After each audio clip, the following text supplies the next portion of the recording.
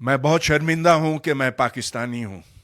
بہت شرمندہ ہوں اس لیے کہ ہماری حکومت نے، میری حکومت نے ایک ایسے شخص کو نوبیل پرائز کے لیے نامزد کیا ہے جو غزہ کے بچوں کا قاتل ہے، جس نے یہ بم آج صبح گرائے ایران کے اوپر، جس نے اپنی انا کی خاطر پوری دنیا کو اب دیوانہ کیا ہوا ہے.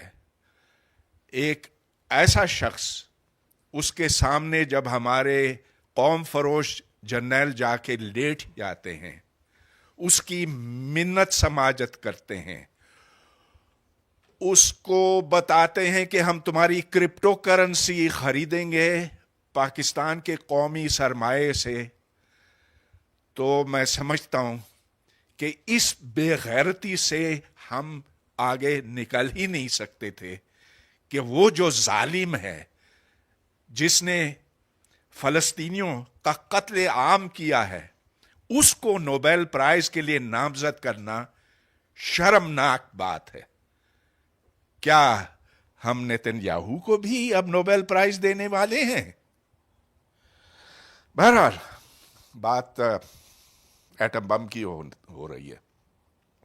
کیا ایران ایٹم بم بنانا چاہ رہا ہے؟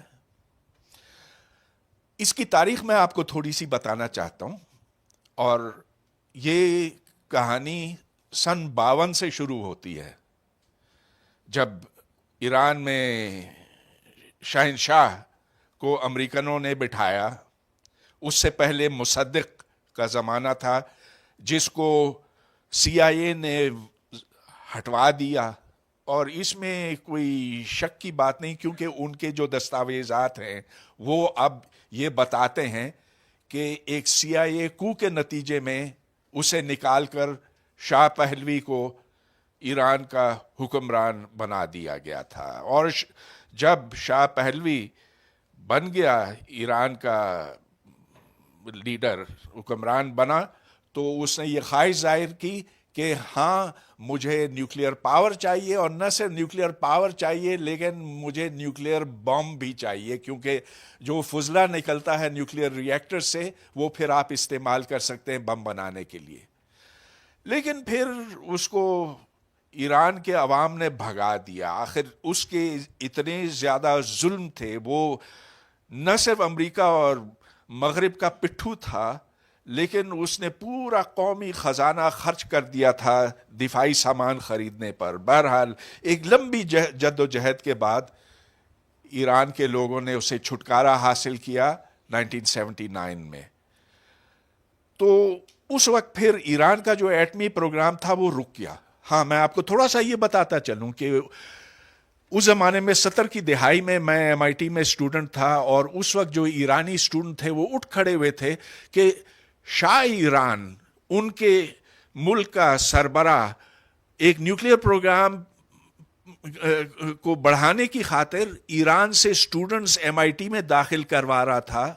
سب شاہ ایران سے نفرت کرتے تھے، لیکن امریکہ کی حکومت جو ویسے کسی اور کو نہیں آنے دیتی تھی ایم آئی ٹی میں نیوکلیئر انجینئرنگ پروگرام میں، لیکن اس کے لیے مستثنا وہ ہو گئے، and they got admission with out even the proper qualification. تو چلیے، یہ تھا امریکہ کا رول. لیکن جب 79 میں ایرانی اسلامی انقلاب آیا، تو اس وقت پھر امام خمینی نے کہا کہ ہمیں ایٹم بم کی ضرورت نہیں ہے، اور 5 سال تک ایران نے اپنا نیوکلیئر پروگرام معطل کر دیا. لیکن پھر جب خمینی فوت ہوئے اور اس کے بعد خامنہئی آئے، تو اس نیوکلیئر پروگرام کو دھیرے دھیرے زیادہ پھر ایک تقویت ملنے لگی، اس لیے کہ ایران کی اب سوچ خامنہئی کے ہوتے ہوئے تبدیل ہو گئی تھی. اب ایران نے یہ سوچنا شروع کیا کہ ہم ایک اسلامی ریاست ہیں، اور ہم اپنا اثر و رسوخ تمام مشرق وسطی میں پھیلائیں گے.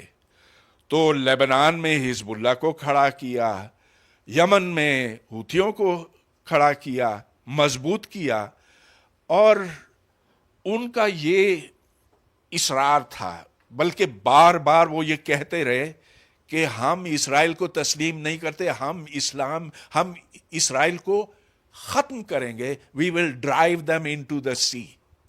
ہمیں اسرائیل کا وجود قبول نہیں، ہم انہیں جان سے مار ڈالیں گے.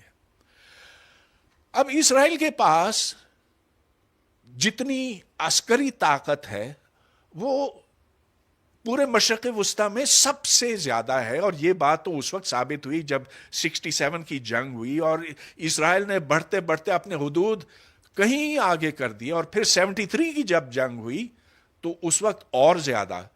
جب مصر نے اپنی شکست قبول کی اور اس دوران 67 اور 73 کے دوران وہ تیزی سے ایٹم بم بناتا چلا گیا. آج جو مغرب کے لوگ کہتے ہیں کہ ہم ایران کے ایٹم بم کو ختم کریں گے، کبھی وہ اس بات کا ذکر نہیں کرتے کہ اسرائیل کے پاس 70 سے لے کر 200 ایٹم بم ہے. ایران تو اس کے نزدیک پہنچنے والا تھا، ارادہ تھا. اور میں اس بات کا میں سمجھتا ہوں کہ ایران جو یہ کہتا ہے کہ ہم بم نہیں بنانا چاہ رہے ہیں، وہ غلط ہے، وہ جھوٹ ہے. اور یہ ڈپلومیسی کا کھیل وہ کھیل رہے تھے. لیکن آخر کیا جواز بنتا ہے کہ ایک ملک جس کے پاس اتنا زیادہ تیل ہو کہ وہ نیوکلیئر پاور کی تلاش میں نکلے؟